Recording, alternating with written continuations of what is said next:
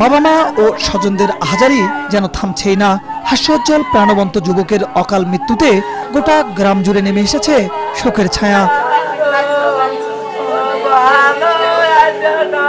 স্বজনরা জানান, দিনমজুর বাবার দরিদ্র পরিবারে বেড়ে উঠেছেন যুবক শাফিউল ইসলাম। পরিবারের সচ্ছলতা ফেরাতে ঋণ নিয়ে স্থানীয় এক দালালের মাধ্যমে সৌদি আরব পাড়ি জমান তিনি, কিন্তু বৈধ কাগজপত্রের অভাবে চাকুরি না পেয়ে হতাশায় পড়ে যান। খেয়ে না খেয়ে রাস্তায় ঘুরে ঘুরে অবশেষে জীবনযুদ্ধে হার মানেন শাফিউল। 28 জুলাই সৌদি আরবের একটি হাসপাতাল গেটে পাওয়া যায় তার লাশ।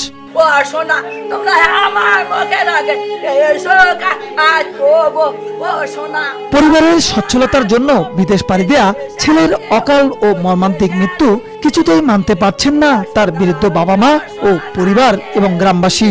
ভাত তো পাইনি, ভাত তো কোন কাছে জার্মানির থেকে ভাত খাচ্ছে। বাবার বিরুদ্ধে তলায় এসে থাকছে তিনটে স্যাংরার সাথে আরো আসছিল। আম্মা ভাত চা খাই 5-7 নাতি মারে আমার, আমি তাহলে ভাত পাইনি। নয়া নক ঢুকে ময়না খানা বাই করে দিচ্ছে। ভালোভাবে একটা চিকিৎসা নেবে, একটা হাসপাতালে গেলে আকামা লাগে, কিন্তু সেই আকামা অভাবে চিকিৎসা নিতে পারে নাই। দুইজনে একসাথে গেছে, একজন মৃত্যু হয়েছে, একজন অসুস্থ হয়ে আছে কাল থেকে। স্থানীয়রা জানান, একই গ্রামের প্রবাস ফেরত মিস্টারের মাধ্যমে গত বছরের মে মাসে একসাথে বিদেশ যান মৃত শাফিউল ও রনি নামের দুই যুবক। সঠিক কাগজপত্র না থাকায় চাকুরি না পেয়ে অর্থ ও খাবার অভাবে তাদের দুজনের মধ্যে শাফিউল মারা যান। রনিও একই অবস্থায় মানবেতর জীবনযাপন করছে। এমন অবস্থার বিষয়ে মিস্টারের সাথে একাধিকবার যোগাযোগ করলেও কোনো সুরাহা করেননি তিনি। অর্থাভাবে এখন শাফিউলের মরদেহ দেশে আনতে পারছেন না দরিদ্র পরিবার। মরদেহ দেশে আনতে ও দালাল মিস্টারের বিচারের দাবিতে চাইছেন সরকারি সহায়তা। মিস্টার দালাল ওই পাড়া ওই রান্নানে পাঠানো আর পাঠাচ্ছে টাকা নেছে, এই টাকা করলে কম নেয়নি। বাবা আমার বাবা আমাদের কাছে নিষে দাও বাবা। আর মিস্টার কৃষক এই কাম করলো, জীবনে জানি মিস্টার কোনো বেটাক না দিয়ে ভেটাতে পারে, কোনো এই কাজ না করতে পারে। একটা ভালো মানুষ গেল, লাশ হয়ে ফিরে এলো। আমরা চাই লাশটা বাংলাদেশে ফিরে আসুক। এভাবে বিচার করবেন যাতে ভবিষ্যতে কোনো ছেলের যাতে ভবিষ্যৎ যাতে নষ্ট করতে না পারে এরকম দালালেরা। আমাদের দাবি একটা, ওকে বাংলাদেশে নেশার ব্যবস্থা করবেন আপনারা। ঘটনার পর থেকে গা ঢাকা দিয়েছেন দালাল মিস্টার। অভিযোগের বিষয়ে জানতে তার বাড়িতে গিয়ে পাওয়া যায়নি তাকে।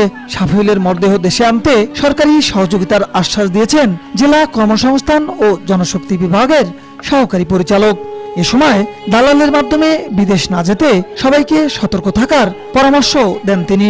যত দ্রুত সম্ভব লাশটা দেশে নিয়ে আসা ব্যবস্থা গভর্নমেন্ট করবে এবং আমাদের যে মন্ত্রণালয়ের দায়িত্ব এটা অবশ্যই যে লাশটা দেশে নিয়ে আসা, যত তাড়াতাড়ি সম্ভব নিয়ে আসা যায় এবং পরিবারের কাছে হস্তান্তর করা যায়।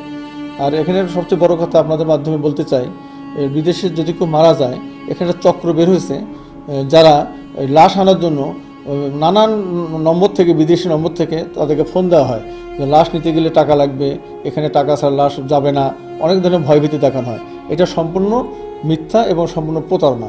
মৃত শাফিউল ইসলাম গোবিন্দগঞ্জের কামারদহ ইউনিয়নের রসুলপুর বালুপাড়া গ্রামের দিনমজুর জলিল শেখের ছেলে।